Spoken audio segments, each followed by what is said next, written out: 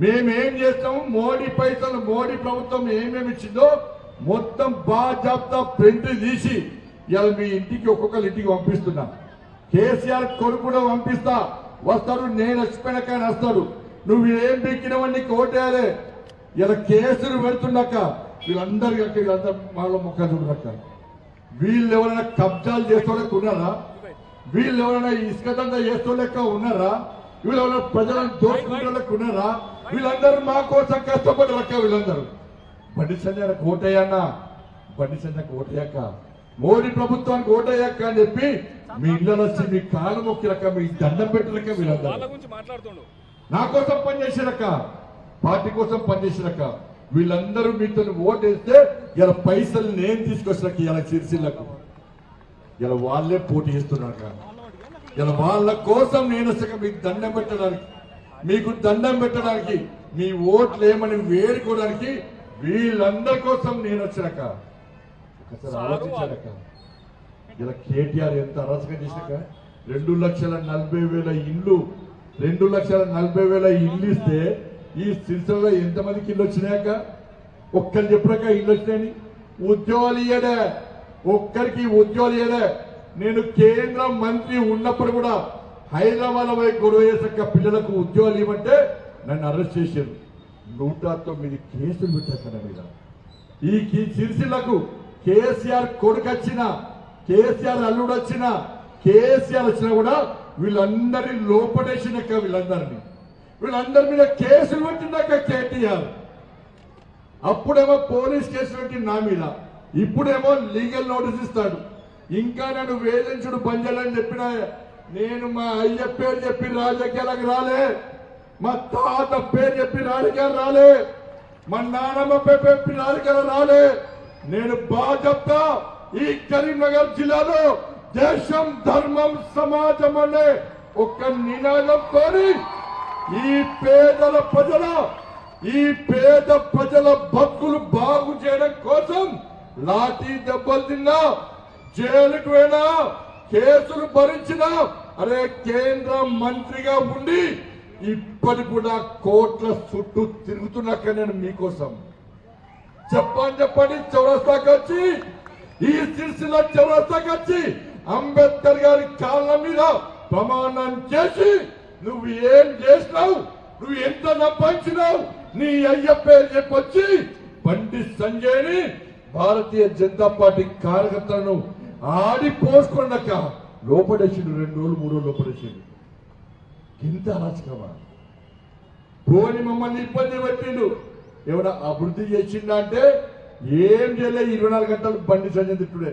నేను పోయినాక మళ్ళీ వస్తాడు, రేపు మళ్ళీ చిత్తాడు. బిడ్డ నన్ను ఇట్లా టార్గెట్ వేసి తిట్టినవనుకో మళ్ళీ ఇదే చౌరస్తాకి నేను వస్తా. నీ బండారం మొత్తం బయట పడతా. నీ రాజకీయ బతికేందో, నీ రాజకీయ భవిష్యత్ ఏందో చలో ఈ సిరిసిల్ల గడ్డ వేగ తెలుసుకుందాం. నేను సిద్ధం, నువ్వు సిద్ధమా చెప్పు. నా సవాల్ స్వీకరించు. నువ్వు ఇక్కడ ఎమ్మెల్యే, నేను ఇక్కడ ఎంపీని. ఇలా నీకంటే ఎక్కువ ఓట్లు నాకేసారు ప్రజలు. భారతీయ జనతా పార్టీ విశ్వాసం ఉంది, నరేంద్ర మోడీ గారి విశ్వాసం ఉంది కాబట్టి నన్ను 2,20,000 మెజార్టీతో గెలిపించారు. అక్క మొన్నగా వర్షం వచ్చు. అరే ప్రజలు కష్టాల్లో ఉన్నారు, వస్త్ర కార్మికులు కష్టాల్లో ఉన్నారు, పేదలు ఇబ్బందుల్లో ఉన్నారు. ఎప్పుడన్నా వచ్చి మీ పేదల ఇబ్బందికి చూసింది అక్క ఎప్పుడన్నా? మొన్న గాడ వర్షాలు వస్తే 2 రోజుల పాపం 2 రోజులు పేదలు నీళ్ళలో మునిగిపోతే ఈ కేసీఆర్ కొరకు పోటీ ఆడే కదా. మా అయ్య ముఖ్యమంత్రి అని చెప్తావు కదా. వాళ్ళని కాపాడే సోయి లేని మూర్ఖుడి నువ్వు.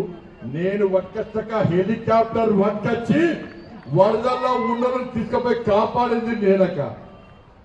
గిన్ని చేస్తే బండి సంజయ్ ఏం చేసిడు? నీ కన్ను దొబ్బిపోతే నేనేం చేయాలని పోయి చూస్తే ఏం చేయాలి?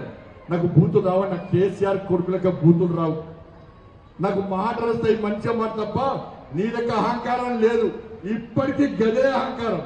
వాళ్ళ కార్యకర్తలు లొల్లి పెట్టిన అరే బండి సంజయ్ వాళ్ళ కార్యకర్తల కోసం కష్టపడుతున్నాడు, వాళ్ళ కార్యకర్తలకు గెలిపేయడానికి కష్టపడుతున్నాడు.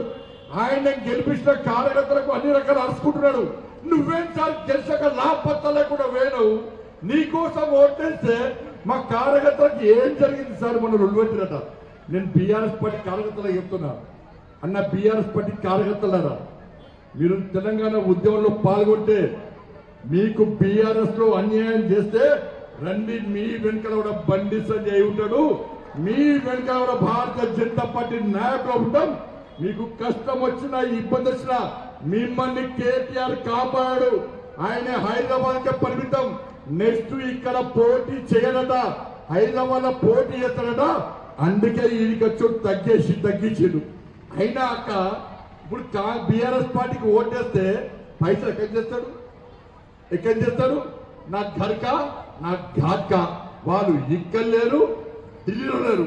ఇక కాంగ్రెస్ వాళ్ళ పరిస్థితి, కాంగ్రెస్ వాళ్ళకి ఓట్లేస్తే ఈ 2 సంవత్సరాలు 2 సంవత్సరాలు మీకేమైనా చేసిరా? కాంగ్రెస్ వాళ్ళు మీకు 2500 రూపాయలు ఇస్తారు. ఇచ్చిరాక ఓట్లు వేసిన గుద్దిరిగా గట్టిగా. మరి 4000 రూపాయలు ఆసరా పెన్షన్ ఇస్తాడు. ఇచ్చిర్రా? తులం బంగారం ఇచ్చారు. తులం బంగారం బంగారం పెడుతున్నాగట. నీకు బంగారం ఇచ్చుడు మర్చిపోరి. పొంగ కొంగులు మంచిగా అప్పుడు ఉత్కపోతారు. వాళ్ళు ఇచ్చుడు ఓను అంటే గుంజుకపోకూడదు. దాదాలు తులం బంగారం ఇస్తారు. ఇచ్చిర్రా? మీ పిల్లలకు ఉద్యోగాలు ఇస్తున్నారు. ఇచ్చిర్రా? మరి మీ పిల్లలకు స్కూటీ ఇస్తున్నారు. ఇచ్చిర్రా? మరి ఈ వస్త్ర పరిశ్రమను ఆదుకున్నారా? ఒక్క పైసా ఇచ్చిర్రా? మరి కాంగ్రెస్ వాళ్ళకి ఎందుకు ఓటేయాలక? ముఖ్యమంత్రి ఎవరో తెలుసా? నా తలకాయ నరికినా కూడా నా దగ్గర ఒక్క పైసా లేదు అన్నది. ఎవరన్నారు? మరి ముఖ్యమంత్రి దగ్గరనే పైసలు లేకుంటే మరి సిరిసిలకు పైసలు బీఆర్ఎస్ కూడా ఇయ్యలేరు. వాళ్ళ ప్రభుత్వం లేదు, ఉన్నప్పుడు ఇయ్యలే, ఇప్పుడు ఇద్దామన్నా లేదు. మరి ముఖ్యమంత్రి నా దగ్గర పైసలు లేవు అంటున్నాడు. మరి సిరిసిల్ల అభివృద్ధికి పైసలు ఎవరు ఇవ్వాలి? మోడీ ఇస్తాడక్క. తీసుకొస్తా. మీరు మున్సిపాలిటీలో మనకు ఓటు వేయకున్నా కూడా ఇలా ఇన్ని కోట్ల రూపాయలు తీసుకొస్తున్నా. నాకు 3 సార్లు చెప్పిండక్క. బండి సంజయ్ సిరిసిల్ల ఓటర్లకు చెప్పు, ఇలా సిరిసిల్ల మున్సిపాలిటీని